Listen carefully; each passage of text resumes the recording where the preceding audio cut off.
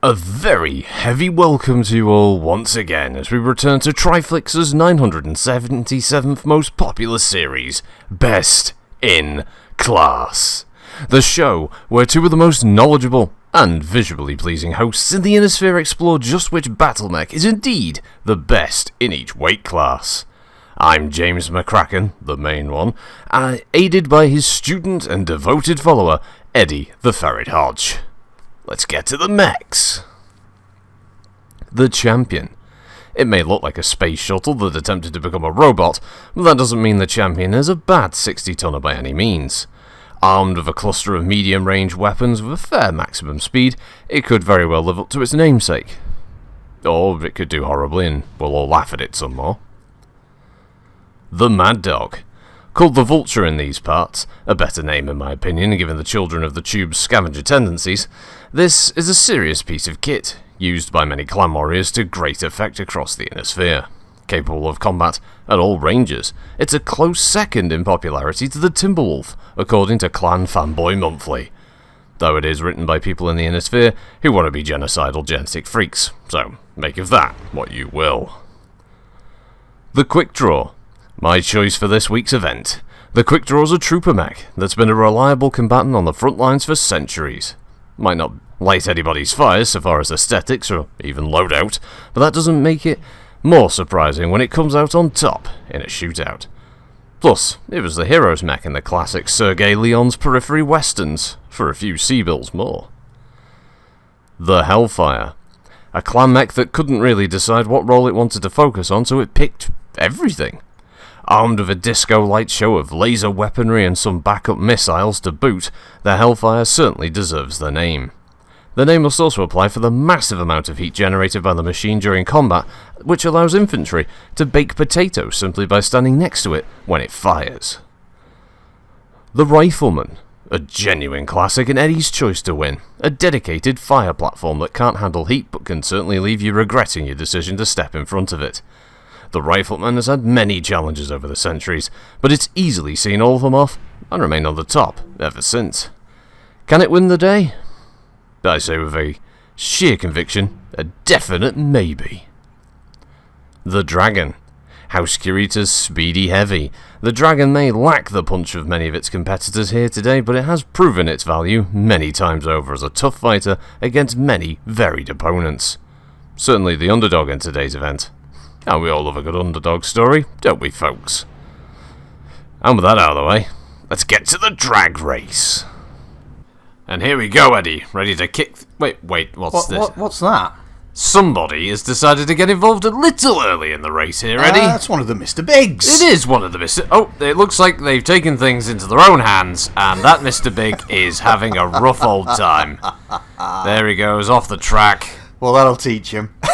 Well, that's what Mr. Biggs are for. Well, the race is somewhat sullied by that, but they continue on, and it's a close finish between the Champion and the Quick Draw, but the Champion just nabs first place, quickly followed by the Mad Dog, then the Dragon, Hellfire, and finally the Rifleman. Excellent. Now, as we go over to the scores in a second, Eddie, we're going to take it over to our tame sim pilot. Doctors claim that he has an extra chromosome and that it's made of ferrofibrous. And that he also says he once bench pressed a Stinger. I don't know about that, but I do know they call him Critical Rocket. So we kick things off here, Eddie, with the Champion. Indeed, the Champion. Well, this is a mech with, obviously, its history in the Star League. And, quite a colourful history it's had. Although, unfortunately, it also has its detractors. I can count myself amongst those, Eddie. I just never really understood where they were going with the design of the Champion. A space shuttle with legs that really has no place among such luminaries as the Archer or the Warhammer, the Marauder, the Rifleman. You know, these kind of mechs that have been tried and true for many centuries. I just don't really get it, Eddie. Well, my colleague, this is a mech that was built by Bergen Industries, perhaps most famous for their mech, the Locust. And this one was supposed to be almost a kind of heavy equivalent.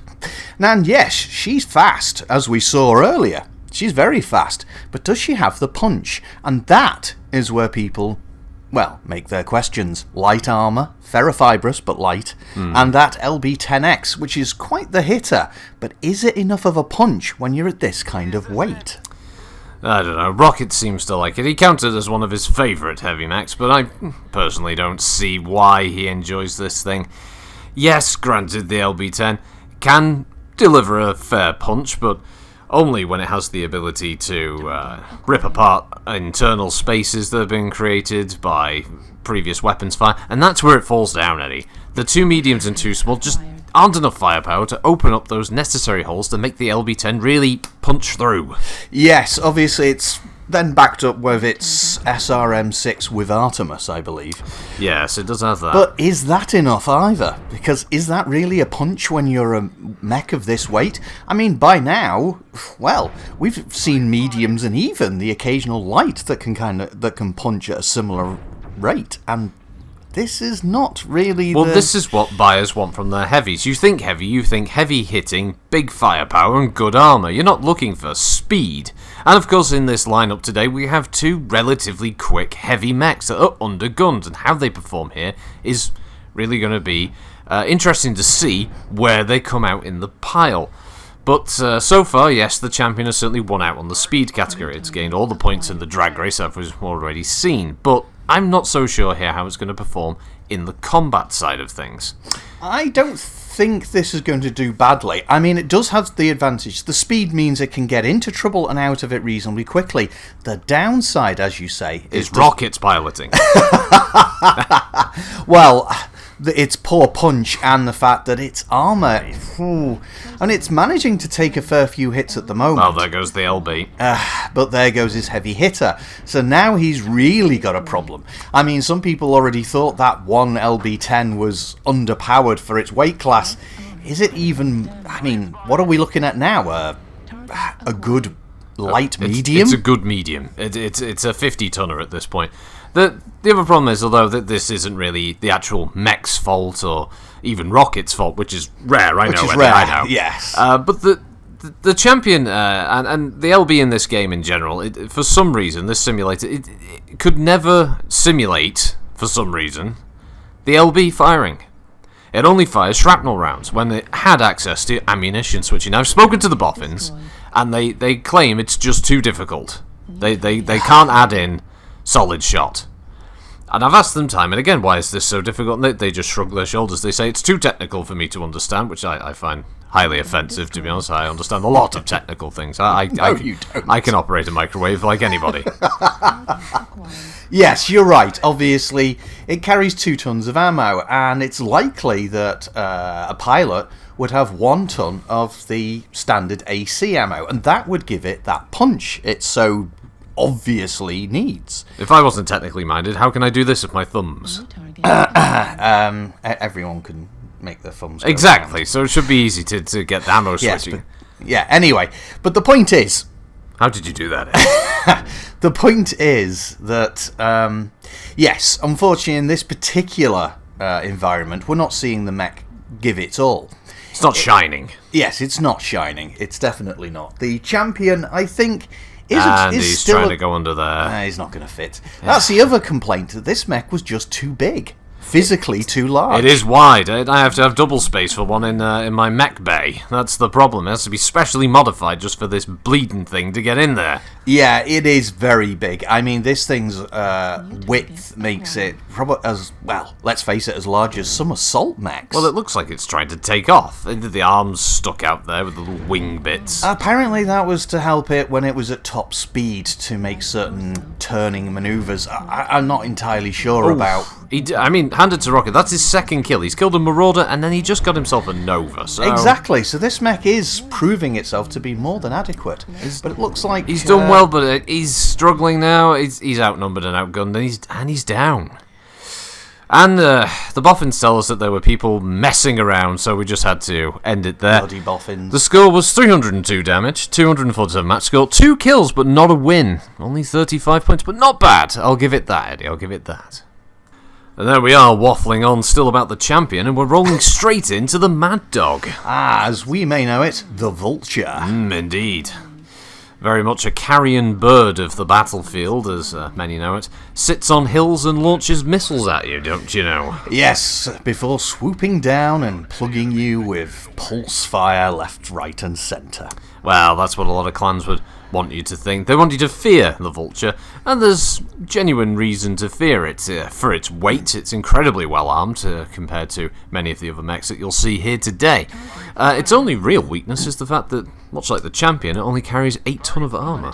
And it suffers from a fair amount of overheat. Those pulse lasers do not run cool. No, they do not. The LRM-20 is also backing up. Depending on the environment, it can become a little bit of a drawback in extended combat situations. Basically, the Vulture requires the rest of its star mates to basically tank all the fire and draw all the attention while it sits there basically stealing the kills. Yes, I mean, we can say all of those things and really kind of tear the mech apart, criticising it. But the terrible truth is, this is a deadly mech. Oh, it is indeed, Eddie. It's definitely one that I wouldn't mind to have in my own collection. Yes, I would have to agree with that. Even though I mainly stick to most of the Inner Sphere mechs, I would love to get hold of one of these for In the Belly of the Beast. Well, yes, as we discussed, getting hold of any clan technology in previous episodes of Belly and the Beast, which is available on Triflix, is it's very, very difficult. I have been blue in the face arguing with a Curitan logistics company man, whatever the hell he is, trying to get hold of numerous parts of clan mechs that they don't even need. They won't use them for anything else. They don't, what do they need with a left leg actuator from a Gladiator, for instance? It's not useful. I don't know, but as you know, the houses and anyone else who can get their hands on them in the Inner Sphere will grab any piece of clan equipment they can. They're like, well, you could say, mad dogs. Yes, Eddie, yes. It's a good one. It's highly amusing, Eddie. It's one of your best, some of your best work, I'd have to say. Thank you. I did feel good about it. But the Mad Dog, yes, those 2 twin LRM-20s. You're nodding, you're shaking your head there. Yeah, I did. Those 2 LRM-20s mean that this is a deadly support mech. I mean, it can, as you said, sit back on a hill and just rain death down. I'd like to view it personally as the clan's modernisation of the Archer. They looked at the greatness of the Archer and they thought, can we improve upon it?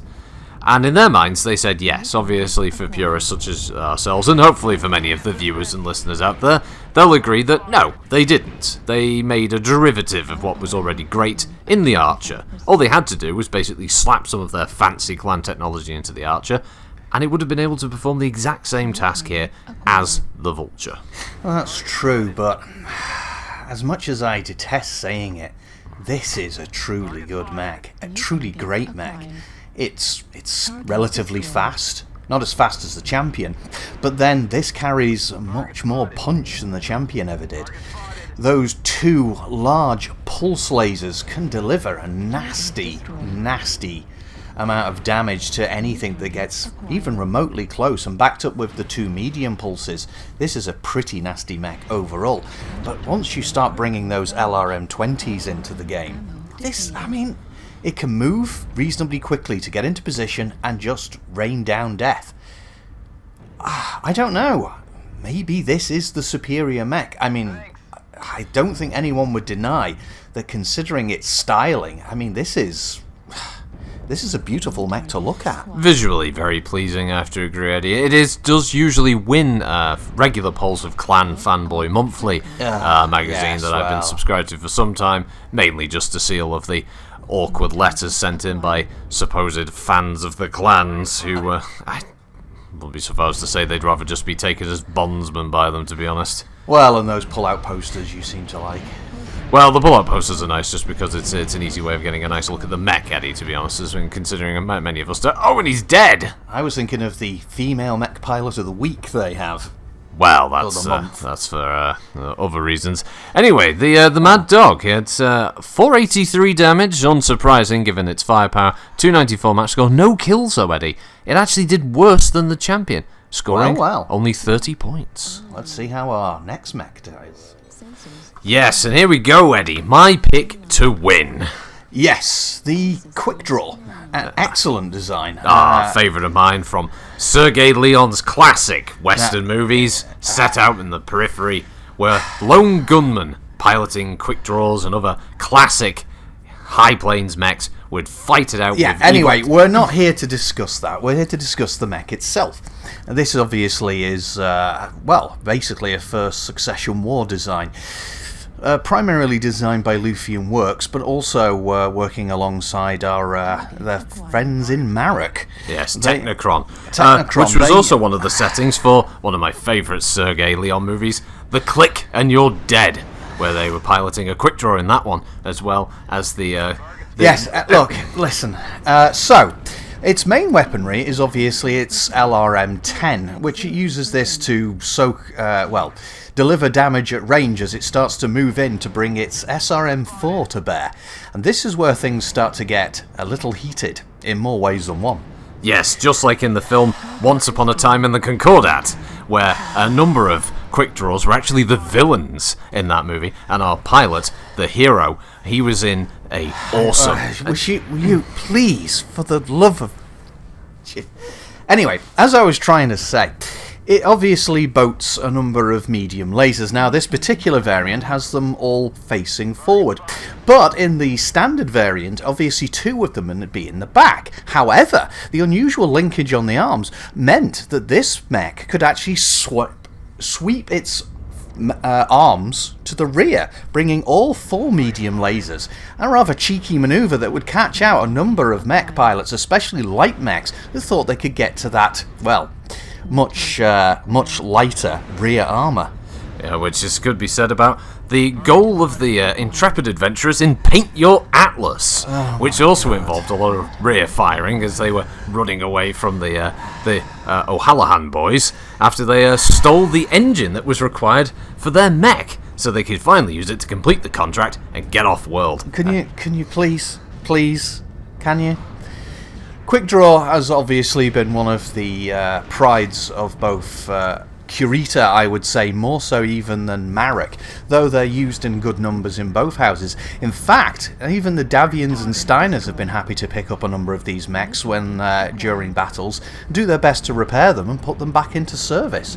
The only house that perhaps doesn't use quite as many of them is obviously Lao, but other than that, this is a mech that's pretty much become common amongst a number of the Inner Sphere houses, and can even be found in a number of mercenary companies. Well, as seen in Sergei Leone's earlier work, A Fistful of Sea-Bills, just like the Great Houses duking it out, were the 2 gangs of the Solaris City, where they would use a hired gunslinger or the such. He would come in, and he'd work for both sides. Look, are we going to discuss the actual mech at all?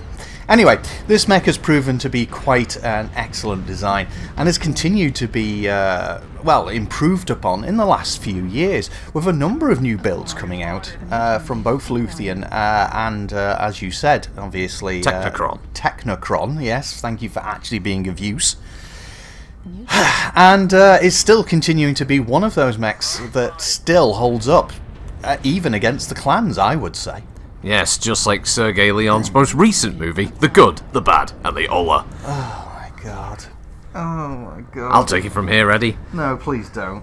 It was a follow-on movie from his other successful solo franchise of the High Plains Gunslinger, which, as you can imagine, featured the Gunslinger, machine that unfortunately isn't available in the Simpods. And I'm really looking forward to his next project, The Outlaw Phoenix Hawk, Eddie. Oh, will you please?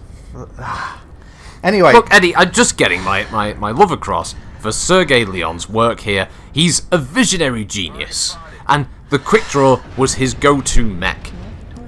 Yes, you've literally chosen this mech because it's used in a number of these... What do they call them? Well, periphery westerns. Periphery westerns, yeah. Yeah, that's wonderful. Not all of them are set in the periphery, it just kind of stuck because that's where a lot of them were made, because it was cheap to film out there, Eddie.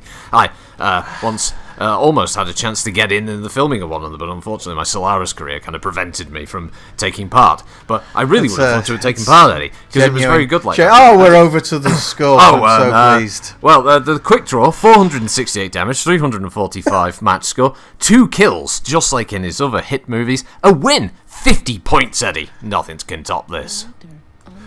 Well, with that out of the way, Eddie, sorry I temporarily lost it there. Yeah. So, we go over to the Starter mech, the Hellfire. This is based on the Lupus design. Very heavily, in fact. Well, it looks a lot like it. It does look a lot like the earlier Lupus. But, yes, they took the chassis and decided to do something different. Different, apparently, consisted on sticking a hell of a lot of lasers, including heavy lasers, and a couple of, well, I say a couple, 3 LRM-10s. Well, as I said in the introduction, it's a mech that if you were to try and give it a focus of a role, it doesn't really have one. It just kind of wants to do everything. Well, apparently this was built as a rearguard mech, basically with the idea it would defend, so it would just spray fire. Well, it certainly sprays fire, that's for sure. I'm sure it's on fire most of the time, considering the immense amount of heat that this thing can generate in a single volley. Highly not recommended to not fire all of the heavy lasers. That will most definitely shut you down, regardless of your fancy clan heat sinks. It just it cannot handle the amount of heat generated. I mean, I made the joke about infantrymen being able to bake potatoes just by standing next to it while it fires. It's not too far off the actual fact. Some pilots, from reports of tests of captured ones, have actually passed out after being in the cockpit too long and firing the heavy lasers. It's just the heat buildup is incredible. Yes, and as we know, obviously our invading clan cousins have much better heat dissipation, not only with their heat sinks, but also with their mech pilot suits, which help them those fancy ones with the nice ribbing and all yes, that. the fancy ones that they wear. Yes. However, as you said, even they aren't up to the ridiculous test that this mech puts them through. Hellfire, my god, yes, Hell's Fire. Well, it obviously became a bit of a common trend with the clans after the invasion. I guess they actually decided to step back and take stock of what it was that works best for them in a situation fighting, the Great House armies. We've seen it in other redesigns, such as the Arctic Wolf, for instance, from Clan Wolf that were based here, where they took a design and they decided to put as much firepower into it as possible, rather than making something that's more adaptable for the environment. There is a clear distinction, I think, between the mechs that were created for or prior to the invasion and those that came after. A certain indication of the changing clan values and principles of what they want to achieve on the battlefield. Yes, it's very strange, isn't it?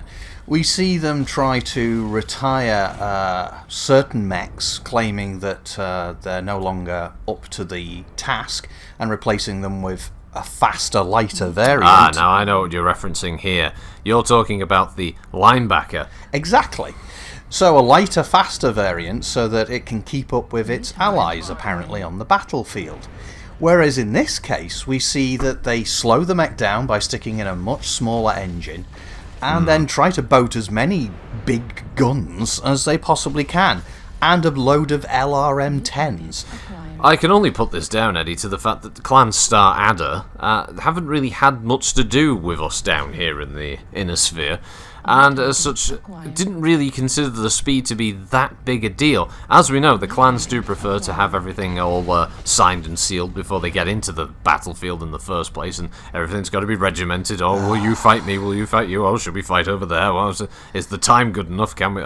Should we eat beforehand? What will be there afterwards?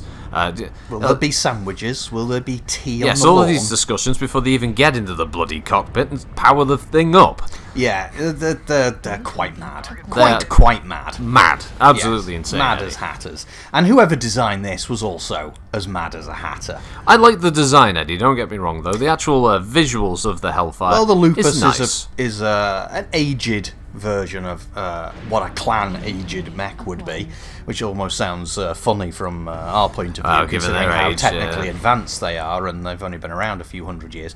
But the Lupus wasn't a bad design. But with this, you just think they just said, how many guns can you stick on it? Oh, and whilst you're at it, let's have some LRMs. And then they stick mask on as a kind of, oh, remember when this mech used to be faster? Well, how about it's faster for maybe 2.5 seconds? And it's also, I have to say, a rare occasion where Rocket actually remembered where the mask button is on his simulant pods, because normally he forgets to use it. And I've looked through comments here on Triflix afterwards, and many people, I have to remove so many comments, screaming, tearing their genitalia off. It just enraged about Rocket's lack of use of things such as mask or jumping jets and all the rest of the things that they go on about. It's just... I know. Or really, really pointless things like boffins missing off a kill. But anyway, getting back to the point here. There was that dervish kill miss, though. I don't know anything about that. But, yes, I'm not quite sure who this was built for. Those heavy lasers, I guess, they bring that firepower, the kind of damage we were suggesting that the champion was missing. But the problem is, it's almost like someone went completely the wrong direction with, we need more firepower, let's have all the firepower. Well, it definitely worked out for Rocket, however, because that's the end of the round, and he netted himself, again, 2 kills and a victory. The Hellfire comes in with a rather low, however, 191 damage and 173 match score. But the 2 kills and a win push it up. But it's 25 points, Eddie. It's the lowest score so far. Wow. Yeah, maybe that just proves the point. And so, Eddie, we come around to your pick to win. The Rifleman. I own 2 of these. They are very old. Very, very old. Nearly, well, half a millennia old. That's old, Eddie. That is old. It's pretty old. That's pretty old. That is very old. Old mech. 2500s, I believe, Eddie. That's right. However, that doesn't make it a bad mech. And now I know. There's a lot of people that decry this mech. It's slow. Its armor's poor. It overheats too much. I suppose you can see a lot of yourself in it then, Eddie. Don't want to go for the flash new modern approach. No, you're sticking with the old, aged, decrepit classics. And I agree, Eddie. I like the Rifleman. I would just prefer to take something a little more modern. Rifleman, as some of my fans will know, was one of the first fans. One of the first mechs that I did in Belly of the Beast. Yes, season 1. That's right. Yes, season 1. On your first Rifleman that you'd purchased prior to getting the second one. That's right. Yes. So my original, obviously, being a Davian variant, the standard really that most people know. The 3N. The 3N. Yeah. Those 2 autocannon 5s really can dish out damage at quite a range. Backed up with those 2 large lasers. Yep, and the 2 medium lasers in the torso. Yes, exactly. But unfortunately, those large lasers are a bit of an issue. They allow the mech to bring some heavy damage at short, medium, and relatively long range, but they produce an awful lot of heat, and unfortunately, the mech does have trouble dealing with that heat. Well, the mech is supposed to be shooting down aircraft rather than really engaging mechs, isn't it, Eddie? That's right, and its specialised targeting system does allow it to track aircraft rather successfully. But unfortunately, most of the time this mech is used to, fight other mechs, and that's where it falls down a little. Not its strong suit. No. But like, say, our Vulture friend, if it can get in a good enough position and bring those 2 AC5s into full support mode, this mech can suddenly start bringing down one hell of a lot of firepower, and quickly. And it does not overheat. Well then, hopefully you won't be left in tears by Rocket's relatively terrible skills here in the sim pod. Well, I had a little chat with him about this. He seems to understand that the ACs are his primary weapons, and that those large lasers are only for a more emergency situation, with the mediums as his closer range backup. I think he understood. He made some odd noises, and I think he was nodding. So I think that he may understand what I was talking about, and we may see him use this mech to its true potential. And you made sure to approach him with your head low and you're rubbing your chest, hand on your head. Yes, so he wasn't startled by making my the noises, appearance. right. But more importantly, I brought some pizza. Ah, yes, well, that generally gets him to be a little more compliant with requests. Unfortunately, getting him to bathe is probably one of the most difficult ones to get him to comply with. Yes, well, he was just sat there wearing a pair of...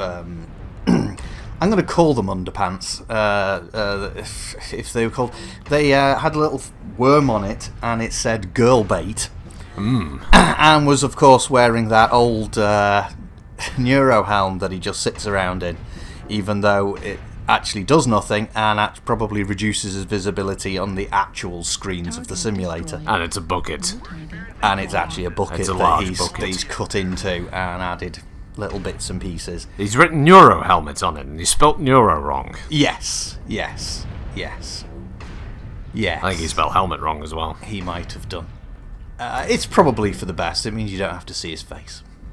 This is true. Yes. This is very true. Very, very true. Very true. Well, the round isn't going well for his team, but you know what? I think he's actually doing okay there, Eddie. Yes, it looks like he has actually understood some of the words I used and is bringing those AC5s to bear exactly as he's supposed to. Mediums as backup and only occasionally engaging with the large lasers. It's a pity those large lasers would deal out a reasonable amount of firepower damage, but unfortunately, as I said, with the heat, you could maybe fire one of them. Even in this environment, which isn't particularly hot, it's quite temperate, the heat issues are very apparent. Yes, and here we go, someone realising this is not a particularly great mech at close range. This, now what is that? It's a linebacker, yes. Has come in to cause some unfortunate damage. However, it's trying to overheat him, and as long as he sticks to those two AC5s, good luck with that.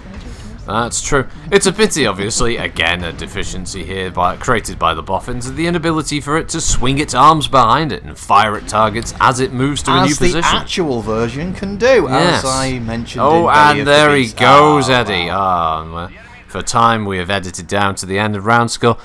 I think you'd be quite happy, though, Eddie. Yeah. 610 damage. Wow. The highest so far, 328 match score. No kills, no win, though. 45 points, Eddie. It's just shy of the quick draw. Lovely.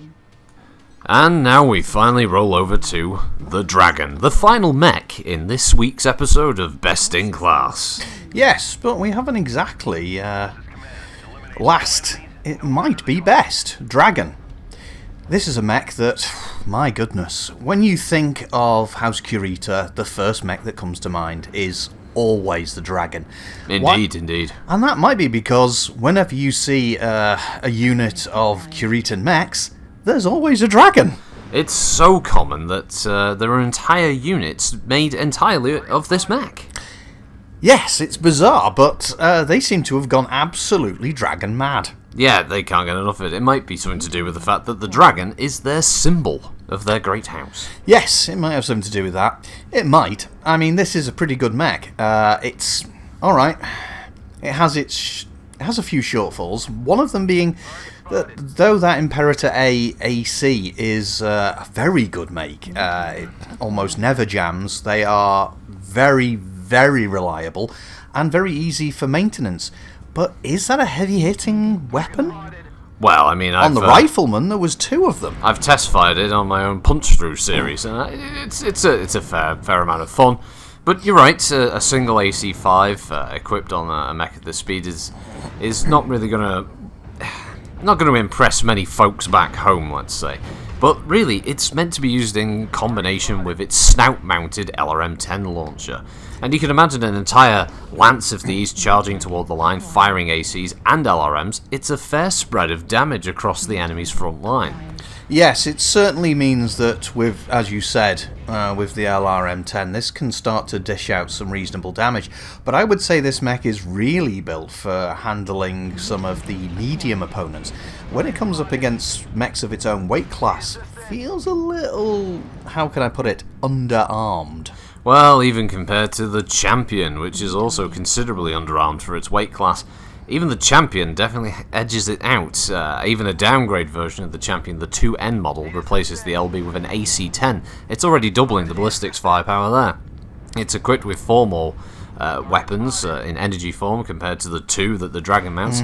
And for missile fire, though it doesn't have an LRM, the Champion's SRM6 definitely gives it that an advantage when things do get up close and personal. And I would also like to point out that, again, due to boffin mistakes, there is supposed to be a rear-mounted medium laser, not 2 front-mounted medium lasers like this model currently shows. Yes, exactly. But that aside, and their excuses about it, an aging simulator, simulator, the engine blah, needs to be blah, more blah. updated. Well, we update don't it. have the people to handle it. We'll make it better in Sim 5, don't worry.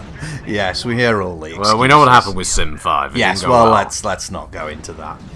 But, that aside, it's still an excellent mech. In fact, so many of them have been captured by both House Steiner and House Davian that they make quite a good use of the mechs themselves. Well, the Federated Commonwealth have never been ones to be picky about it. If it's a mech and it's got a gun, they'll use it. This is true, and as we know, they love their ACs, but well, mainly the AC-10, but still they love their ACs. It's a Davian favourite, yes, the AC-10. It is a Davian favourite.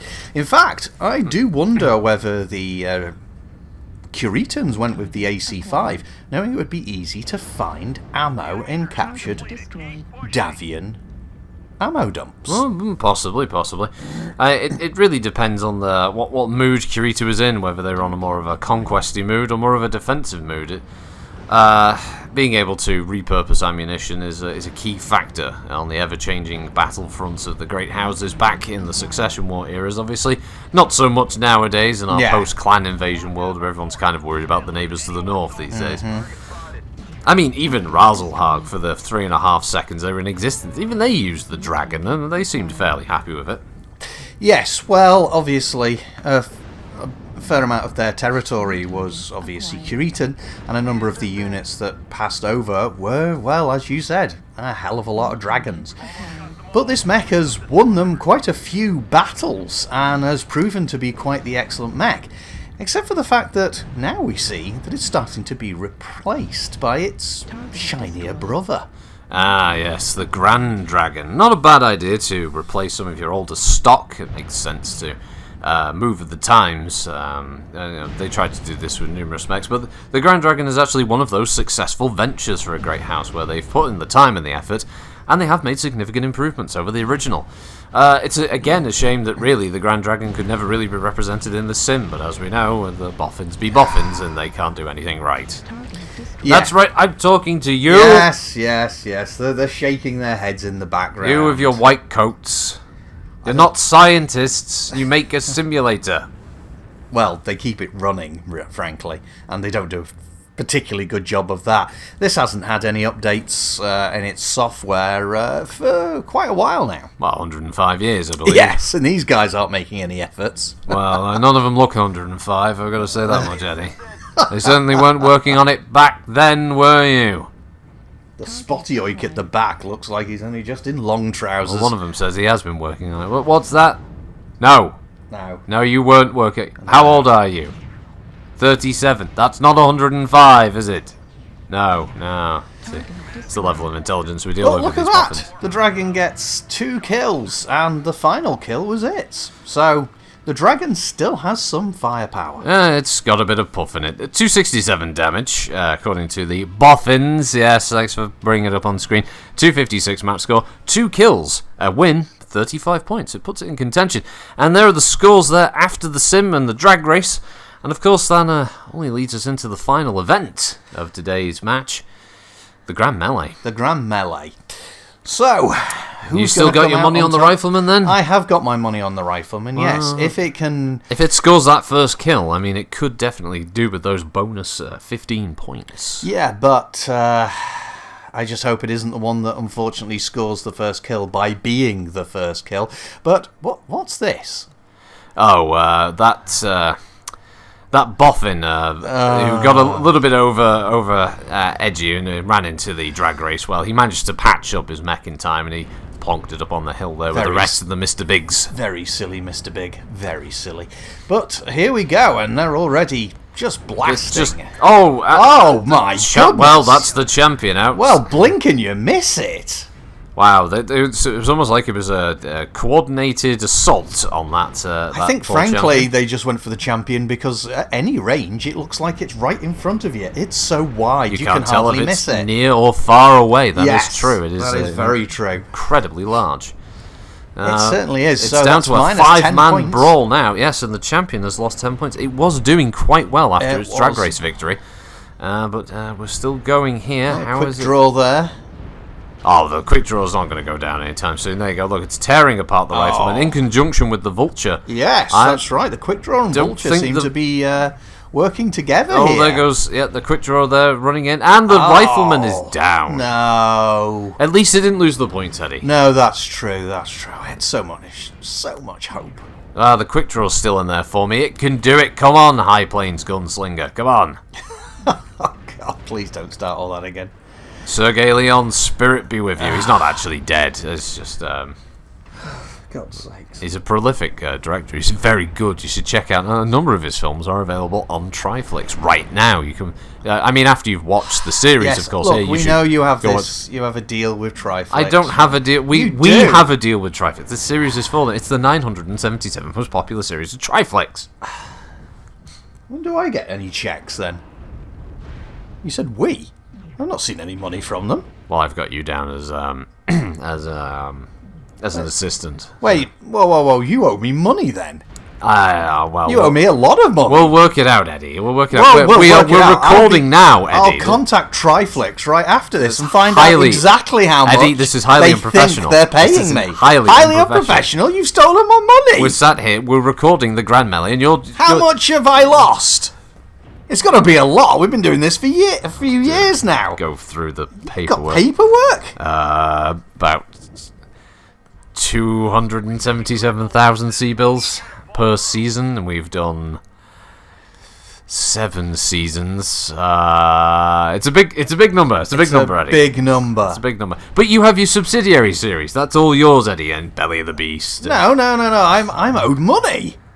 I'm owed a lot of money. I don't know why you would take something like this, Eddie, and make it all about money. I don't know. I don't know why you do that. It's very, very narrow-minded of you. And look, the Grand Melee's been raging, and the Hellfire has won it. Yes. And there's the Mr. Biggs tearing it apart. Well, apparently on this occasion, having as many guns as possible might have been the way to go. It definitely worked out for the Hellfire. There's no denying that. And it goes down as we roll into the standings of the final of the series. And we can see here that the winner overall was the Quick Draw. My pick, 60 points. Followed very closely, Eddie, by the Rifleman, 47, second place. Well. The Hellfire in third with 44. The Dragon in fourth with 41. The Mad Dog in fifth with 38. And finally, the Champion with 37. Not surprising there. Bad luck, Champion. At all. Bad luck, Champion. Bad luck. Well, thanks very much, and we hope you'll join us for our next Best in Class. Indeed. Goodbye, everybody. Bye-bye.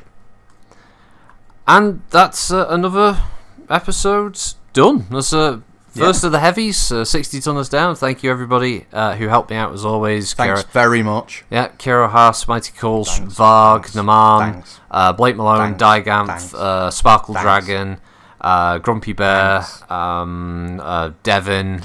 We've got, I think there was Inter has helped out a bunch of times so far as well. Davros. Satan's Pooper, Davros Starlick, of course. But yeah, thank you everybody for helping out through this episode and thus far. I still hope everyone's enjoying these. We've got plans for other things going past the 100 tonners, so don't worry.